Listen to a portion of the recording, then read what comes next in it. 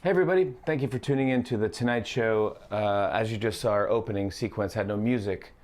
That was not a mistake. That was done in solidarity with the music industry and Blackout Tuesday, which means no music will be used in our show at all tonight.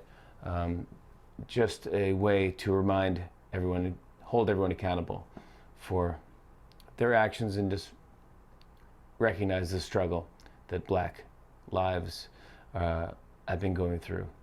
We here at The Tonight Show do support Black Lives Matter, and we are against any type of police brutality. For me, as a comedian, to do these shows that aren't necessarily funny, but just a conversation, we are a comedy show, so we're going to try to make you laugh.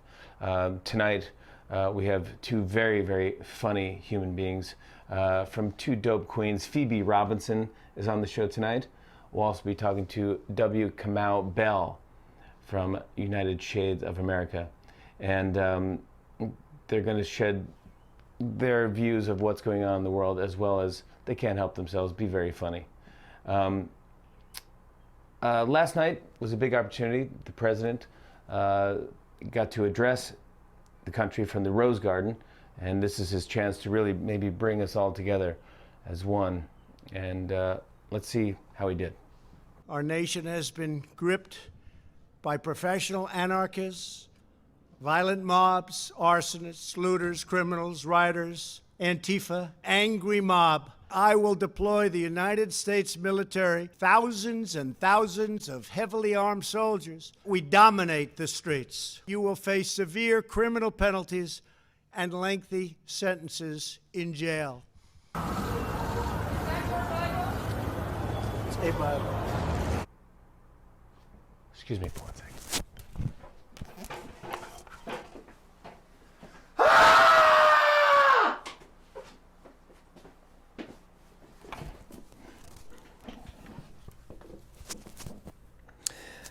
We're going to start our show tonight with an NBA legend who's gone on to be a political activist as well as a great author. He recently just wrote an op-ed piece in the LA Times called Don't Understand the Protest. Let's talk to Kareem Abdul-Jabbar. Kareem, thank you so much for being here. I appreciate this, and thank you for talking with me and continuing to talk about what's going on in the world. This past weekend, you wrote a piece for the LA Times that got a lot of pickup, basically about the protests, and the title was "Don't Understand the Protest." What you're seeing is people pushed to the edge. What do you tell people who don't understand what the protests are? Well, the protests are about something that is very real for Black Americans and poor people. And something needs to be done about it. We have no way, there's no way that we can deal with bad cops that works for everyone. One of the lines that stuck in my head when I was reading your piece was, you said that racism is like dust in the air. Yeah. And I've never heard that before. Can you explain that analogy? Well, the analogy is, have you ever been in a room and it's really dusty, but you can't see it until you you shine a flashlight and you see all the dust motes in the ray of light. Yeah. They were there the whole time, but you didn't notice them until the light turns on.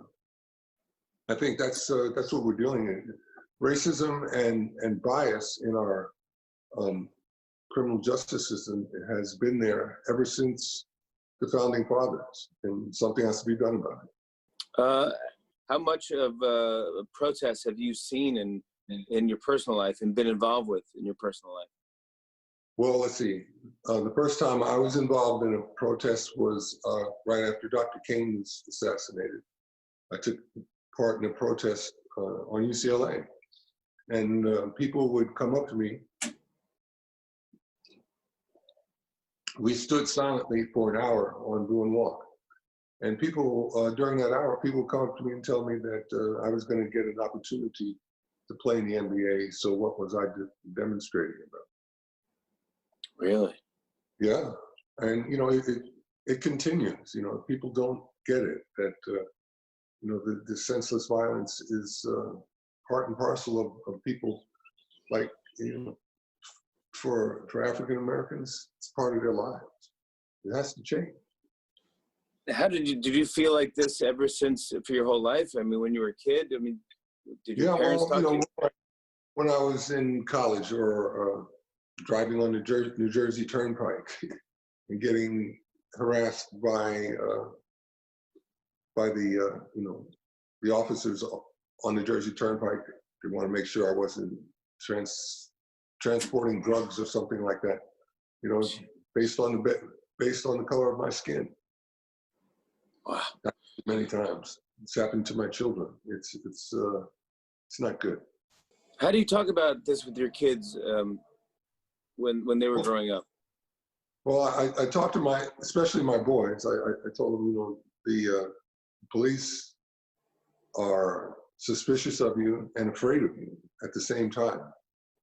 And it's all based on the color of your skin, and you have to know how to handle that and not escalate a situation that can end up with you getting shot for no good reason. Did you ever see yourself doing what you're doing now, or when you were a kid just trying to play basketball and hopefully to play for the NBA? But I mean, did you see yourself as being politically active or being an author? Of course I did, because this hasn't changed. All right, between my junior and senior year in high school, I witnessed a riot in New York City. A young man, James Powell, was killed by a police officer, Thomas Gilligan, and Harlem erupted in a riot for 2 or 3 days. And, I had to see it, walk those streets and run for my life, and it wasn't a pretty thing. And it hasn't changed that much. Here's something to think about. What was Colin Kaepernick demonstrating about? He was demonstrating about Black people being killed unnecessarily by police officers. Now, that was a peaceful demonstration. Well, what did he get him? He was ostracized, he lost his job, and he was blackballed. That was a peaceful demonstration. So yeah. you got to understand that too many Black people have seen any attempt by them to deal with this, to get this weight off of us, it's ignored. People say, geez, I feel sorry about that, but they don't do anything about it. And something has to be done about it, something effective that will make sure that bad cops don't kill Black people unnecessarily.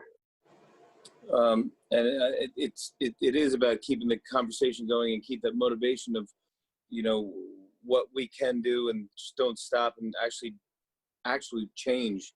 And I feel like, I'm trying the best I can to I am changing, and going forward, I'm not going to let this conversation stop. But for those that may not think this affects them, what do you say to those people? I would challenge those people to make a friend that doesn't look like them.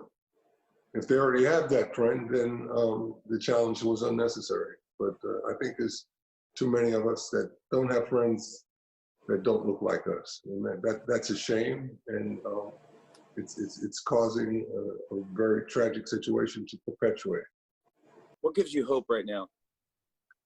What gives me hope is the fact that most Americans are getting it. I've seen all these demonstrations across the country. I didn't expect to see that, and I think they're starting to see how it happens.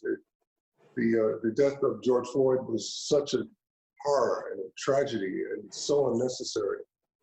And why does that happen? I think people now are legitimately trying to understand that and answer that question in a way that removes all of the pain of it.